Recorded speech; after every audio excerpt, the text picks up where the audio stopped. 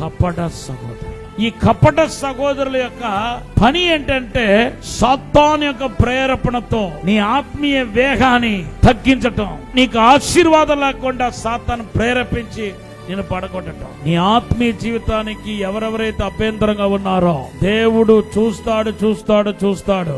ఎప్పటికీ వాళ్ళు హెచ్చరిస్తాడు దేవుడు.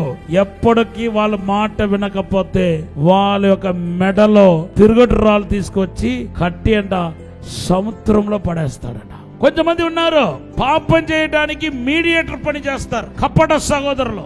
అది ఎంత పెద్ద ప్రమాదం తెలుసా? ఒక వ్యక్తి పాపం చేయటానికి, ఒక వ్యక్తి చీకటిలో వెళ్ళటానికి సహకరించటం. కొంతమంది ఉంటారు అక్రమ సంబంధానికి మీడియేటర్ పని చేస్తారు, కుటుంబాన్ని పతనం చేయడానికి, భార్యాభర్తలు విడిపోవటానికి కొంతమంది బ్రోకర్ పని చేస్తారు. ఇటువంటి వాళ్ళు సంఘంలో కూడా ఉన్నారు. క్రైస్తవులని పేరు చెప్తూ బ్రోకర్ పని చేసే వాళ్ళు ఉన్నారు. నిన్ను దేవుడు చూస్తాడు. తిరుగటి రాళ్ళు తీసుకుని వచ్చి నీ మెడ మీదకి కట్టేసి సముద్రంలో వదిలేస్తాడు. ఇంకంతే నీ లైఫ్, ఇంకంతే.